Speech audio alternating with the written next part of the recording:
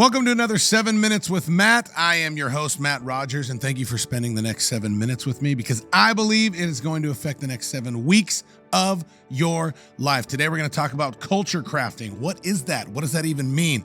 Basically, it's a fancy tagline to say, if you want to change culture, it starts with you. Most people are succumbing to the culture. Most people are judging the culture. Most people are throwing out their opinion of the culture instead of saying, you know what? This is what I want it to look like, so I'm going to become that. One of my favorite leaders on the planet is John Maxwell. And in his book, The 21 Irrefutable Laws of Leadership, I'm going to pick out a couple things that really stuck out to me that he writes and that I highlighted. It says, who you are dictates what you see. Ain't that the truth? Who you are dictates what you see. Back in the day, when it comes, like y'all hear me talk about, faith, healing, and miracles all the time. Why?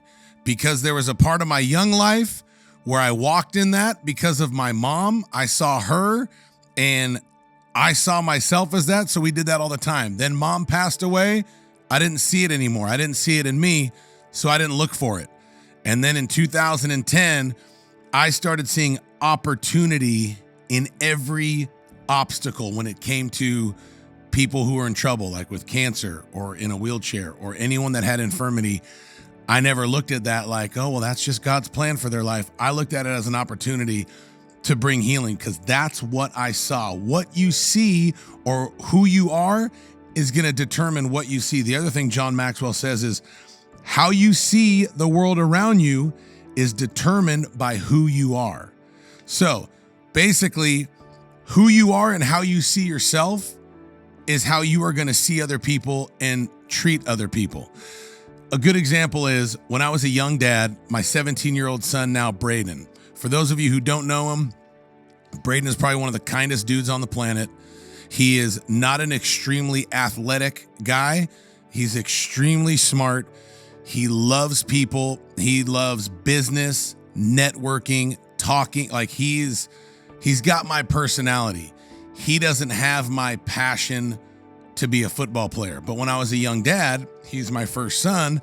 I'm 27 years old, 28 years old when I had him. My boy's going to be just like me. He's going to be a football player. He's going to win a Rose Bowl. And I wasn't good when I was young, but then I worked and I got better. So that's the way I saw myself. And that's the way I saw him. So for the first 10 years of his life, I treated him like he was going to be a football player. Come hell or high water, man. He's going to get better. Dad, I'm the worst one on the team. I get picked last. That's all right. So did I, blah, blah, blah. And I was trying to drive something into him that wasn't really working.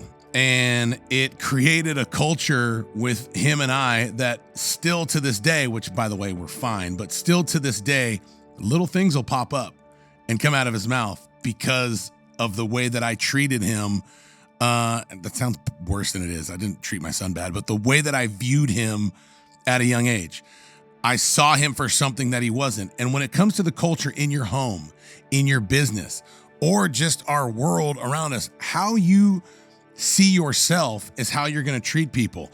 How you see the world around you is determined by who you are. One of my favorite heroes of all time is obviously Jesus. He knew that he came to change culture. He saw people based off of they have a need and what I have can fill it. What if you adopted that mentality in your life? And it could be with anything. It could be with your marriage. It could be with your company. It could be with the baseball moms when you go to your son's baseball games. All of these moms are in need of something, and I have what they need. It would completely change the way you talk to people, treat people, act around people, judge people. I mean, you can go on Facebook and just be entertained for hours on all the crazy people on this side of the family and all the ones I really agree with on this side of the family. But the bottom line is both sides need what is inside this book. I'm holding the Bible for you listeners. Everybody needs what Jesus had. So I said a simple prayer 13 years ago. It was April 9th, 2010. I said, Jesus, help me to start seeing people through your eyes. And I'm telling you, he answered my prayer, because from that day forward, it is impossible to offend me.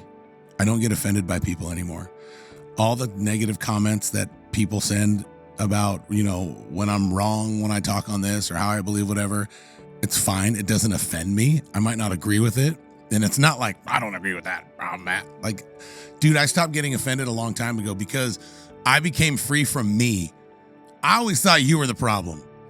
And if God would change you, then the world would get better. What a terrible, terrible mindset. But most believers have that mindset.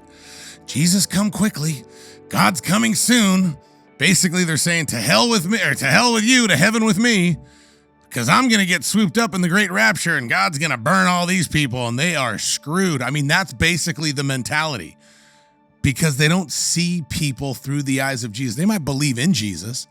They might be believers, go to church, but there's a difference when you see people through the eyes of Jesus, because when you do, those people who are far away from the way that you believe, you don't get mad at them. You don't judge them. You have compassion for them. Huge difference. Jesus had compassion for everybody. I mean, we always use the Pharisees as our example on why to get mad at people. But dude, how much compassion did he have on Nicodemus? Sat down with him at a table. He knew that they were missing something. He had compassion for everybody. The lame person, the blind person, the woman with the issue of blood, to where the whole first part of the story, they didn't even call her, or they just called her the woman. The woman, they didn't even give her a name. And then after she touched Jesus, he called her daughter. Woo! Because once you get a revelation of Jesus, you automatically become family. How cool is that? You start seeing people through Jesus's eyes. Everywhere you go, you create a culture. And I said last week, I mentioned, or in the last 7 minutes on that we had started a youth group. My goal in that culture is to be outrageously generous and make these kids feel like they are at home. So regardless of what goes on outside the wall, regardless of what they brought inside the building when they're at our Gen Z youth group, the culture changes, because that's what we created. They are the most important person in the room. This is all created for them. When you start looking at people through the eyes of Jesus, every single person you interact with becomes the most important person on the planet. And when you see people like that, the culture will change. I hope this inspired you. I hope you go out and you change culture, because it starts with you. Thank you for listening to another 7 Minutes with Matt.